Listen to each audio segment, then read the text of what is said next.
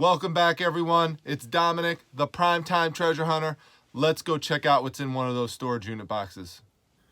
Okay, folks, so we are back in the garage, and it's a weeknight, so I don't have as much time as I did on the weekend when I processed all of these DVDs. So there's no way I'm going to be able to get through all these boxes tonight. Plus, I want to make these unboxing videos somewhat manageable. So what we'll do is I'm just going to go through this one here. I'm just going to grab random boxes. So this one's pretty big. So we'll just go through this piece by piece. Miss Primetime's going to help me out with it. This is going to be a combination of comic books, collectibles, DVDs. So I'm excited to find out what's in here. Let's get it inside where it is, where it's warmer, because it is freezing in this garage. All right. Okay, so the first item we pulled off the top, it's this picture frame. You remember I showed this, it was on the table when I went to go to the place to source, but if you turn it around, which I did not do when I was there, check this out. Limited edition, that's pretty cool. Now 26,000, I mean, that's a lot, but still, people love when it says that on the back. So that's a great thing to emphasize when I go and list it. So I love this piece. This is really cool. Nice, cool picture frame. Look who we got over here. Daisy. What's up, Daisy? Hey, what are you doing?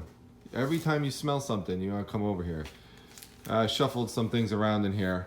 So just rearranging some things. And Daisy's doing her little investigation, just checking the inventory and everything, right? What do you think? What do you think? You want me to grab this one up top? Here's your furry friend, the Wolfman. The Wolfman right there? That's right. So we've got the Wolfman here. Now, this is signed by Ron Chaney, who is Lon Chaney's grandson. Now, you could see here that this signature is personalized to Mike, and we would prefer that it doesn't say that. We'd like it to be a non-personalized signature, because then more people will buy it. However, it still can sell with that personalized signature on there like that, especially if it's a common name like Mike. I mean, I have probably about 10 people in my cell phone whose name is Mike. So there's a lot of people out there named Mike. The Vintage Flipper recently came across a whole bunch of signed pieces, signed photos like this, and they were signed to Steve, and he sold every single one of them. So, you know, that's good that the person's name is pretty generic of a name here, so it should hopefully still sell. So, all right, so we've got that piece. We'll put that aside, and then we've got this. Well, actually, let me move here since we're talking about Lon Chaney and Ron Chaney and the whole Chaney family. We've got this piece here, which is much more difficult to find than that picture frame. That picture frame was one of 26,000. This here is one of only 100. And this is a Lon Chaney tribute of monsters and different actors that he played in the movies. And you can see here, it's also signed by Frank Dietz, who's a horror artist. You know, there's no comps for this, because I did look this one up based on when I sourced it originally, when I went to check out all of the items from that storage unit. And there's no comp for it. So I don't know, gonna have to figure out a little bit later how to price this one. So I'll have to do some more research on it, but nothing on the back. It's blank, but it's still sealed. Okay, so Daisy's still very interested in everything here. Right, Daisy? You still very interested? Okay, so we've got Frank Sinatra right here. This was put out by the United States Post Office, and it was originally sold for $19.99. I haven't looked it up, but I'm guessing the price on this right now is probably, look at this. She likes Frank Sinatra, I guess. Is somewhat similar. I don't think a piece like this is something that's going to go up in much value. It's a pretty generic commemorative piece for Frank Sinatra. It looks cool, but in terms of value, it's not going to be too much, I don't think. So, okay. We've also got Tarot Witch of the Black Rose. So if you saw my video last night that I put up, it was the what sold on eBay for me over the past month, and I went over the top 10 most expensive items. One theme you saw over and over again is Tarot, Witch of the Black Rose. And I actually just sold this book recently. This is a trade paperback, so it's a collection of several different comics within this one book right here. Now I won't open it up because there's nudity inside, but the cover here is safe. This character over here to the right is Boo Cat, and just in case you needed to know that. And there are other cool characters with some pretty funny names like Licorice Dust and Raven Hex. So Jim Ballant, who created this series, is pretty funny with the names that he gives people in this book. So anyway, this one definitely will sell. I already have the entry written up for it, so all I have to do is take a couple pictures of this, and easy to repost this one, hopefully tonight. All right, grab another one over here. Hey Daisy, get out of my books. Don't damage my books. All right, so we've got this here, Marvel Superheroes. It's a role-playing game book put out by TSR. I've said this before, but if you ever see that symbol right there, TSR, make sure that you pick it up, especially if it's from the 1980s. These books are pretty valuable. Now, it doesn't have the cover on it, and that does take value down. It still will sell, especially if I could find others in these boxes that are Marvel Superheroes role-playing game books. So if you want to see what it looks like inside, if you've never seen these role-playing game books, there are some cool pictures in there, and there are these written descriptions of the characters and the worlds and abilities, and there's usually a lot of numbers with points assigned to different characters, like things like you could see over here.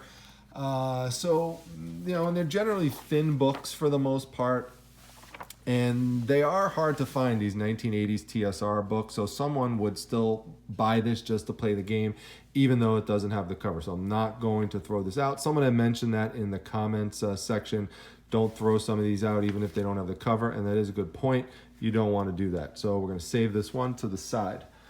Some of these I just can't tell you anything about value because I'm going to need to look them up, like this one here, the Rifter. I don't think this one is too old, but it is also, looks like a role-playing game book. It's made by this company, Palladium, which does a lot of role-playing game things. This one here comes from 2004. So this is a newer one. It's a first printing, so that's a good thing. Anytime you see that, you want to emphasize that when you're selling the books. And, you know, always make sure you're skimming through them to check for anything like rips or, you know, creases or writing or underlining or check marks. You'll see that a lot in these role-playing game books. Fortunately, so far, we haven't come across any of that. This is really cool. If you haven't seen these before, these are the Marvel Essentials books. They are pretty thick books, and what they do is they're basically like a bigger version of a trade paperback, and they basically collect the older comic books here, and like Frankenstein Monster, and there's other ones in here too, like Monsters Unleashed would be in here. The Frankenstein Monster in the beginning, as you can see here. But unlike the Tarot Witch of the Black Rose one that I showed you, which was in color, these Essentials ones are all black and white. So, or at least a lot of them are black and white. And so, you know, value is going to depend on the title, and it's going to depend on the volume number. A lot of people want the volume ones, so it's good that we have that. If you have more than that, so volume 1, volume 2, you could sell these things in lots. So we've got that, which is pretty cool. And you can see here, we've got another Essential, and it's a volume 1. So that's good, and it's Marvel Horror. So horror sells very well. So you can see there's gonna be a lot of horror in this collection. Unfortunately, there's some, you know, basically like a ripple to the page here. So I'm gonna have to put some heavy books on top of this. I recommend, like, if you have like a big dictionary or several dictionaries, to put it on here for like a few days, and that will help flatten out some of the pages, so you don't have to deal with that as much in terms of as an issue. Let's see here. A book like this, I just have a feeling, just based on instinct and gut, that this is probably not worth too much, especially with some of the wrinkles and creases on the cover. Looks like a newer book. It's probably from the 1990s or so. Let's see here, 1993. So we'll just put this one over to the side and look it up later. It's not going to be a priority one of mine. But something like this, which is Tomb of Dracula, very popular title. Again, we got a volume 1, but you could see there that the cover is loose. You see that? So what you could try to do is you could try to re-glue this right here, because that's all that this is right here is glue, and just got dried out over time. So that could be patched up. So you could try to do that with the glue and see how well it comes out. And then you could sell it. But Tomb of Dracula, #1, loose binding. So I'll move that over there. Okay, so this one here is pretty cool. It's a Teenage Mutant Ninja Turtles Guide to the Universe. It's also a role-playing game type book. It's from the 1980s. Not worth a ton. This would be like like a $10 to $15 book. So I'm gonna put this one to the side. Still cool. Don't see it too often, but it's in good condition too. There's no issues with it at all. So that will help the value a little bit too. All right, now we've got another one here. We've got this from Palladium Books called Ghost Ship. And this just has the feel of a 1980s type of book to it. So let's see if I'm right about that. We're gonna look inside here, and yep, so 1988. So all these are just gonna have to be looked up and searched in terms of value. On average, if you could get 20 bucks for, a lot of these role-playing game books, it just starts adding up, and there's gonna be some that are worth less, some that are worth more. It really just depends on the one and what the company is that made it. Like this one here. Here we go again with TSR, and this is a 1980s book right here. So it's just a matter of how many people are looking for this. Supply and demand issues for every one of these is going to determine what the value is. Some of these have pull-out maps, and you could see this one here as a pull-out map, and it's in great condition. I mean, there's no issues with it. There's no writing in it. This is loose. Sometimes they came loose, so that's okay, because you could see here, one of the reasons why something like this would come loose is so that you could use this back cover right here as a reference point. And so you can't really do that get back, Daisy. You can't really do that if this is attached to it. So that's really, I don't believe on that one that that's a defect. I think that that's just how it came, because you could see here, there's no staple marks in here at all. So this likely originally came in like a sealed bag, and that just kept all the contents together. So this one's good to go. Nice. List that one. Here we go with Palladium Books again. We've got this Riffs Index. I don't know much about that. It's a volume 1. Anytime you see volume 1, I like that. We'll just take a look and see what the year is for it. 1996 first printing. 1996 doesn't excite me as much as the 1980s book would, but let's look over here. We've got another one of these Rift books, and that makes this one more sellable now, because we could lot it together with this one over here. And let's see what year this one comes with. Now this one has some damage to it on the side, but looks like it's probably an older book. Yeah, you can see here we've got some spotting on the side of it.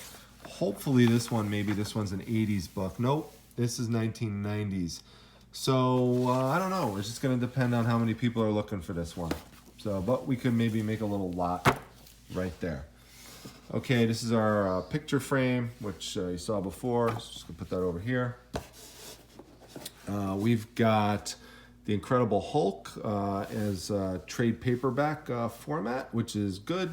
because I could just combine it with other Hulk stuff if I need to, and make a nice quick sale on this. And you can see, unlike the Essentials book, these are colored inside.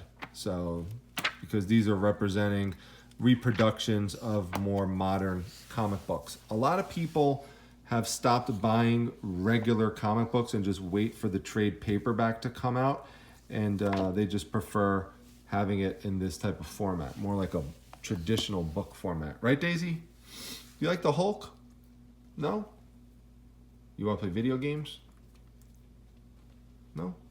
All right, let's see what else we have in here. The Venusian Apocalypse.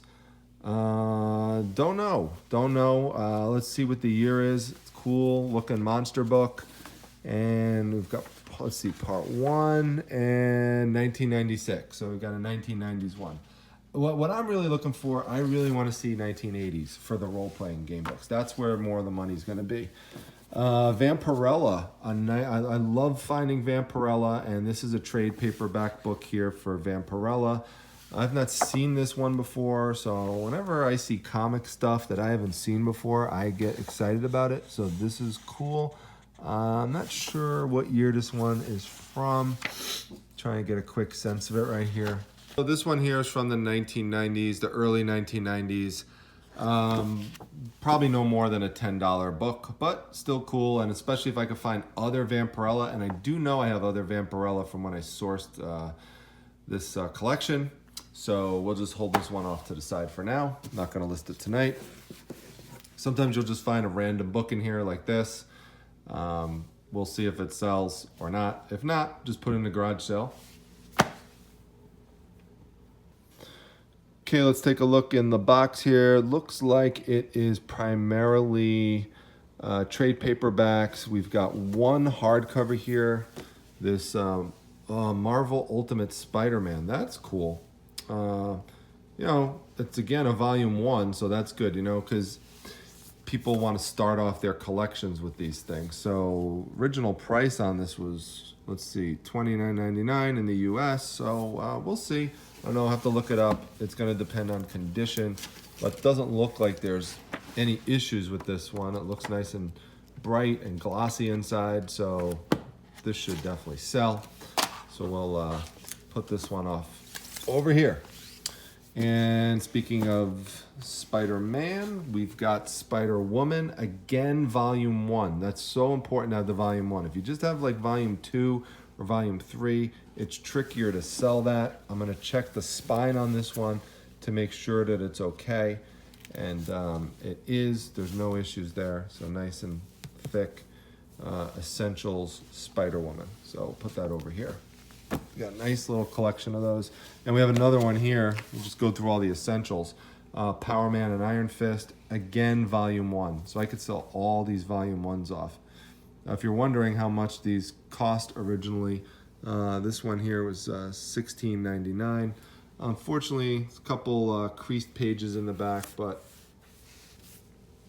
it's like 2 pages. So we'll just close it on top of it like that, flatten it out, and just say when we list it that there's just a couple creases in the back like that. That won't be a big deal. In fact, you see how it's creased like this? What you could do to make it, because we could push it down like this, but it's still, when you bring it up, it's gonna look like that. So what you do is you just bend it the other way, like this, a little bit, just put a little pressure on it, see? Just like that. And now, when we lift it up, you see it's not coming up as much. So we could just, keep doing that a little bit to it. And that's a little trick to keep the page so that it unbends a bit. Just put a little pressure that way. And there you go. Now it doesn't pop up as much. All right. Move over here some more. This one is a very popular title. If you ever see this, NYX, a very, very popular title. So this is a trade paperback form. So should be an easy sell. looks like in great condition. Let's see what else. We've got some Star Wars in here. Star Wars Knights of the Republic. So I would try to lot the Star Wars stuff together if I need to. Let's see if there's any more. Oh, we've got Wonder Woman here. That's nice to see. Wonder Woman, very collectible. One of the most popular comic characters around is Wonder Woman. So that's good. Now this is basically DC's version of the Marvel Essentials books. So this is Showcase Presents Sinister Secrets of the Sinister. So this is Showcase Presents Secrets of Sinister House, and you could see here inside, it's much the same format as the Essentials books. So there we go. And this one I believe is also, well, it doesn't say here. So there's no volumes for it. It looks like it's just broken down into different showcases. So Showcase presents different things. House of Secrets, so different titles. So looks like it's the original one that they put out. Okay, one of the things I always tell you to look for is Michael Turner's Fathom. Michael Turner, very famous comic book artist who passed away at an early age due to cancer. And so his stuff is pretty sought after, especially stuff in the Fathom series. So this is something you would definitely want to grab if you ever saw it when you're out. So jot that title down. Very popular title. Okay, so we have some more Star Wars stuff in here. We've got Star Wars Legacy, Alliance. So I'll just put that together with this Star Wars book. Okay, so we've got another Star Wars over here, which is Star Wars Boba Fett. Now, unfortunately, it is damaged, but I may be able to get rid of it by pairing it with this one here, Star Wars Boba Fett. So it's different title. This one is Boba Fett, Enemy of the Empire. Boba Fett's one of the most famous and popular characters in Star Wars. He's one of the mercenaries, and he's the one who goes and captures Han Solo. You know, a lot of people love him. He's really cool. So we'll just put this one over to the side with the other Star Wars books. Okay, looks like we have some more Star Wars over here. Just gonna get rid of this person's mail that is mixed in with this. Anyway, look at here. We've got another Boba Fett book as well. So, in fact, there's a bunch of, ooh, we've got Jango Fett as well. So, there we go. We've got Jango Fett. Now, Jango Fett is the father of Boba Fett, so you could just link them together. There might be some other, is there another Boba Fett here? Let's see here. No, I don't see another one. So, okay, we've got the hunt for Aura Singh. I don't know about that one. I like Star Wars, but I'm not like, oh, here we go. Here's another Boba Fett one. Boba Fett, Death, Lies, and Treachery. Unfortunately, looks like there's some kind of price or something written on the front of it. So that's not good. That's not going to wipe off either. So, oh, maybe it will. Look at that. Maybe it will wipe off. So I'll have to mess around with it a little bit. Yeah, that'll come off. That looks like that is, oh, that's awesome. See? That comes right off. So I just have to rub it some more, and that'll come out. So now we have another Boba Fett book. So, good. All right, Star Wars Legacy. Star Wars Legacy. So we have several of the Star Wars Legacy books.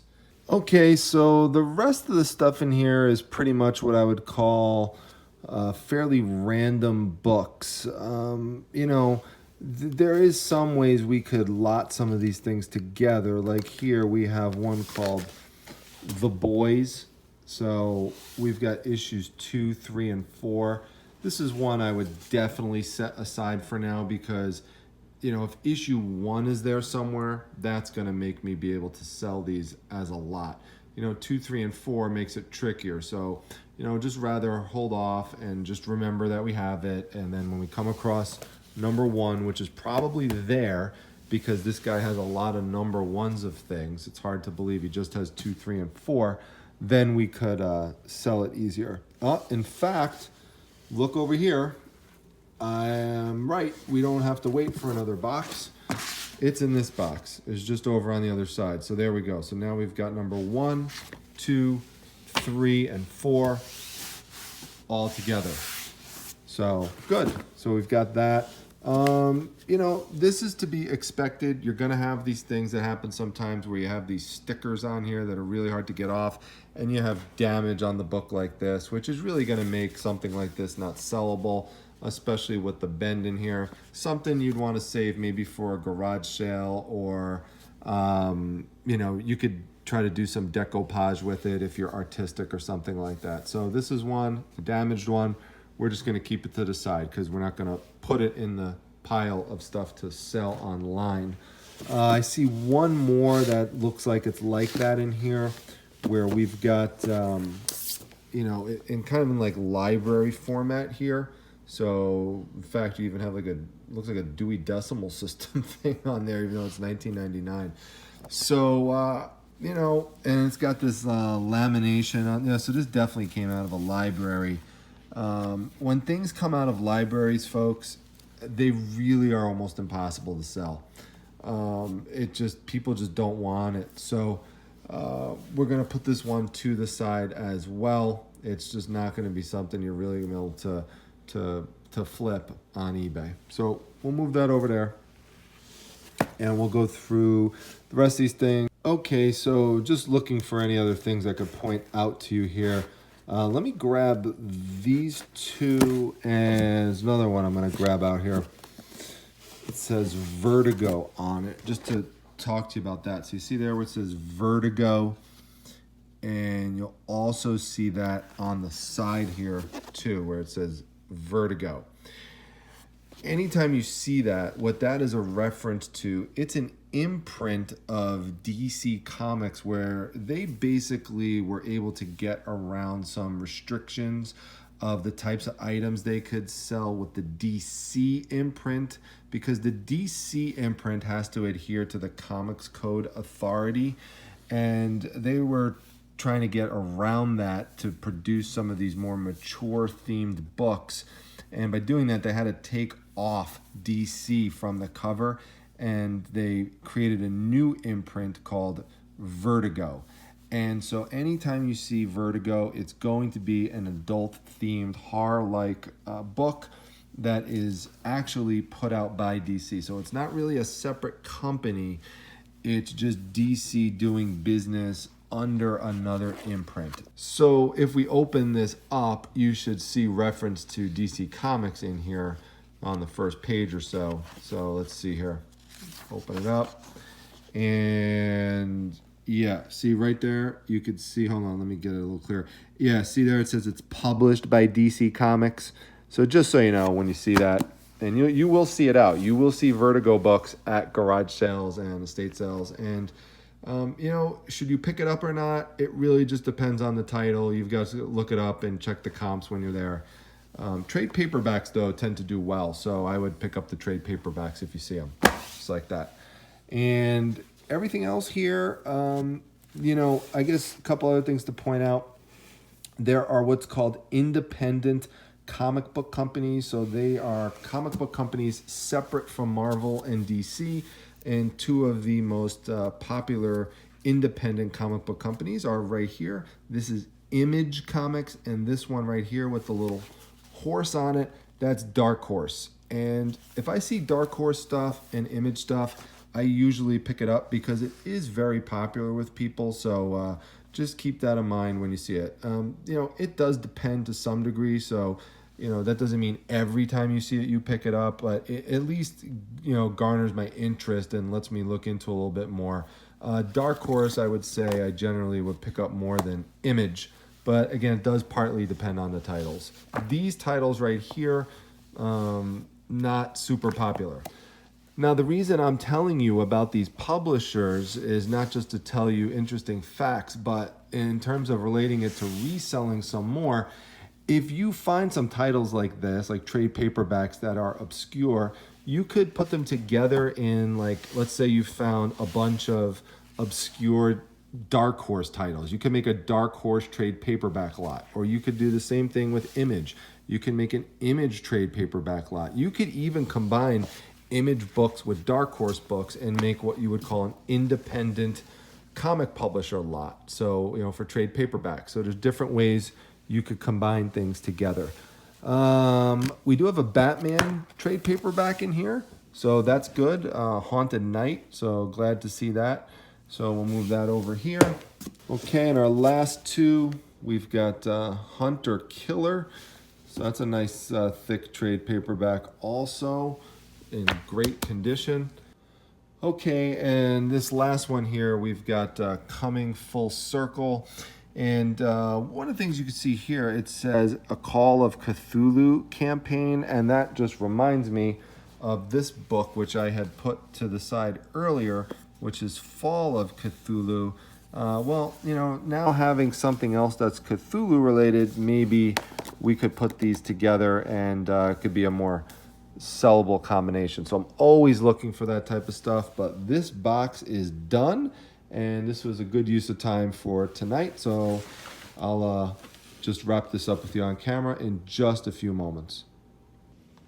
Okay, everyone, well, that's a wrap. I hope you enjoyed going through that first box from the storage unit. We'll do more on other evenings, so sometimes we'll do one box, sometimes we'll do two, sometimes three. It just depends on what's in there, how much time I have, if we're filming this on a weekday evening, because there's just so much time that I have with all the other things going on in the schedule. So let me know what you think. If you had a particular item that you enjoyed or had a question about, leave that down below in the comments section. I look forward to hearing from you. I'll see you all at the next video. Make sure you check out my Facebook group, the Facebook Reselling Resource Center, over 7,000 members. Make sure you like this video if you enjoyed it, that you subscribe, pass the video on to others. Let people know about what's going on at this channel. We've got the Rally Roots interview Wednesday evening, 9 p.m. Eastern Standard Time, so that's going to be a lot of fun. Also, make sure you follow me on Instagram. That's at prime_time_treasure. I'll see you all at the next video, everyone. Take care.